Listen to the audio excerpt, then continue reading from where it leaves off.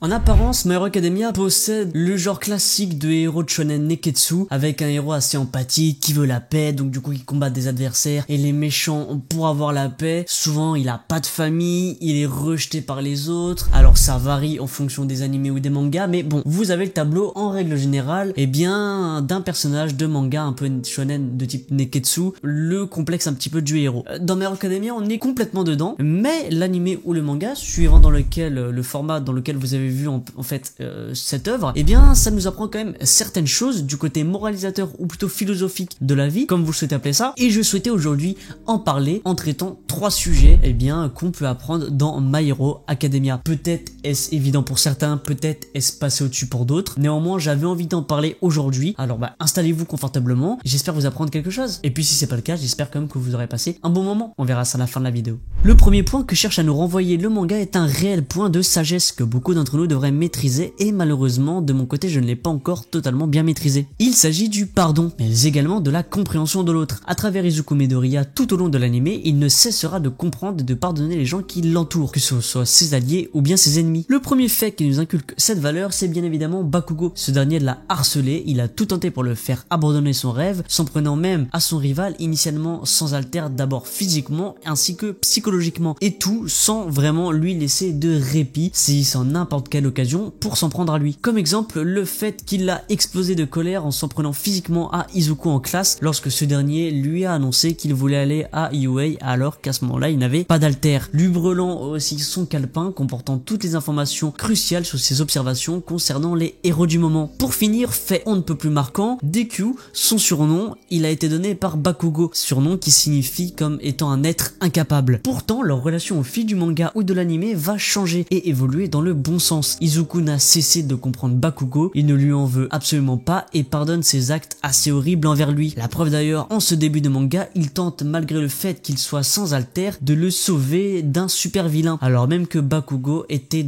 en plein dans la phase de harcèlement de son rival. Izuku Midoriya cherche à pardonner ou du moins à comprendre ses ennemis, comme par exemple bien le fait le plus marquant, le plus parlant, le sujet de Shigaraki. Alors il y aurait d'autres ennemis qu'il a essayé de comprendre et de pardonner, mais on va s'intéresser à Shigaraki parce qu'il l'a affronté pas mal de fois. Izuku ne cesse de dire qu'il voit dans le regard de Shigaraki quelqu'un qui souffre. Il ne cesse de penser au fait que ce dernier pourrait être quelqu'un de bien, et le combat parfois même presque avec dégoût, en tout cas c'est l'impression que j'en ai eu, dans le sens où par moments son regard est vraiment marqué de peur, de haine ou alors de tristesse. On ne peut pas s'empêcher d'imaginer un monde où Shigaraki arrêterait ses bêtises d'antagoniste et chercherait le pardon. On ne peut sans nul doute affirmer qu'Izuku lui accorderait sans sourciller. Pour cette dernière partie au sujet du pardon, on va parler d'un fait de la dernière saison de l'anime, alors si vous ne l'avez pas vu, attention au spoil. Izuku pardonne même aux traîtres. Téléportons-nous dans la dernière saison avec Yuga Aoyama, un camarade de la classe de Izuku qui s'avère être finalement un traître. C'est finalement la taupe tant recherchée qui balance les informations à leurs ennemis depuis le début. Il s'avère avoir des raisons de le faire, étant comme Izuku de base un sans alter, mais à la différence de Izuku, il se verra confier un alter non pas par All Might, mais bien par All for One, tenant donc toute la famille de Yuga sous son œil et sous son autorité. C'est après cette explication que Izuku a compris les choses et le contexte. Il décide donc, comme vous vous en doutez, de le pardonner et en plus de ça, de l'aider par la suite à combattre son némésis All for One. Un deuxième point que vous devez de toute urgence prendre en considération, c'est le fait de persévérer dans la vie, même si vous n'avez pas les cartes en main pour réussir ce que vous avez à entreprendre. Quoi de mieux pour comprendre qu'un bon exemple, laissez-moi vous en faire part. Le rêve d'Izuku a toujours été de devenir un super-héros. Un super-héros tout comme l'incarne son idole, All Might. Mais coup de théâtre, il ne possède pas d'alter et pourtant il ne se laisse pas abattre. Il veut devenir un super-héros, alors il le sera et ce à sa manière. Il va braver tous les dangers pour sauver son camarade Bakugo face à un super-vilain alors qu'il est sans alter parce que le regard de son collègue appelle à l'aide suivant ses mots. Il va tenir un calepin entier sur plein de détails concernant les super-héros et leurs techniques et récolter toutes sortes d'informations utiles pour la suite. Tout ça pour dire qu'il a forcé les choses, il avait un rêve et il ne s'est pas donné d'autre choix que de le réaliser. Alors oui, bien sûr, la chance est venue vers lui parce que All Might lui a finalement confié le One for All,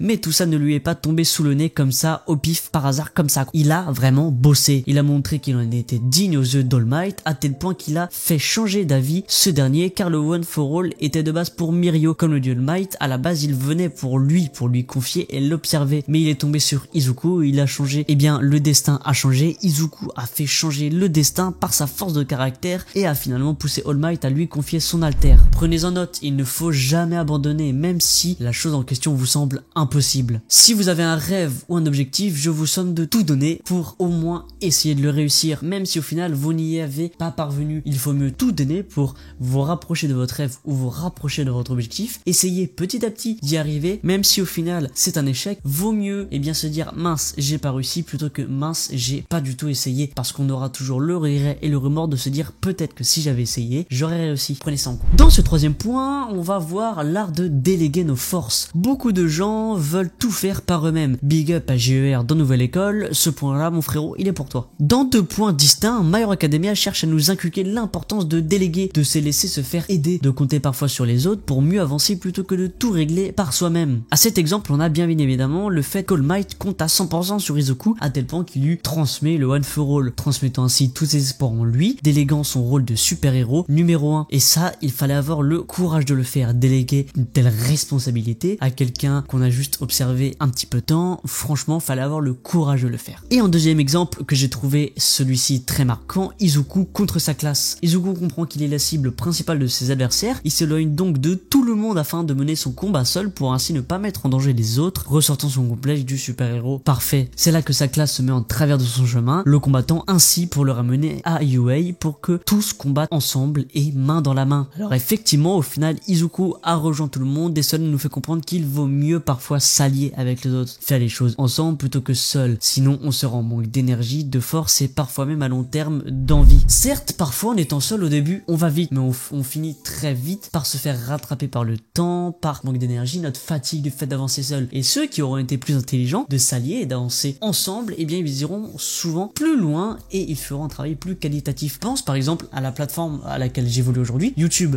Beaucoup de gens aujourd'hui, beaucoup de gros youtubeurs, beaucoup de gros créateurs de contenu délèguent leur travail, souvent le montage, la DA de leur chaîne, les miniatures, des fois pour certains l'écriture. Voilà, beaucoup de youtubeurs délèguent parce qu'ils peuvent mettre plus d'énergie ailleurs et faire des concepts de vidéos beaucoup plus importants. Et bien c'est ça l'art de faire confiance aux autres et de pouvoir déléguer ses forces. Parfois, il faut savoir le faire. Voilà pour cette vidéo. J'espère qu'elle vous aura plu, j'espère que vous aurez encore une fois appris des choses avec ces 3 points. J'espère que vous aurez vu l'œuvre de My Hero Academia différemment. Si vous étiez au courant de tous ces points parce que vous êtes un génie absolu, j'espère au moins que ma vidéo t'a fait plaisir. J'espère que tu auras kiffé. J'espère que ça t'aurait fait plaisir que je parle un petit peu de My Hero Academia sous un autre angle et sous le côté plutôt psychologique, le côté moralisateur. En tout cas, je vous dis bien à mercredi prochain les gars. Prenez tous et toutes très bien soin de vous et de votre famille, c'est hyper important. Et puis à la prochaine. Salut!